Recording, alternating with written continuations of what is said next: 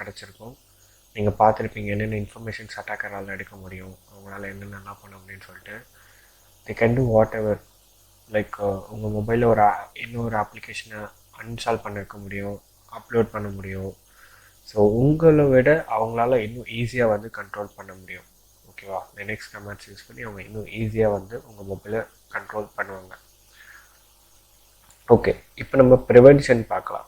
எப்படி வந்து ப்ரிவென்ட் பண்ணலாம் இந்த மாதிரியான அட்டாக்ஸை? ரொம்ப ரொம்ப சிம்பிள். ஜஸ்ட் இந்த ஃபியூ ஸ்டெப்ஸ் வந்து ஃபாலோ பண்ணுங்கள். உங்கள் மொபைலுக்கு எப்போவுமே வந்து அன்ட்ரஸ்டட் அப்ளிகேஷன் ஒரு லிங்க்கை எப்போவுமே கிளிக் பண்ணவே பண்ணாதீங்க. ஓகேவா? It's very very very important.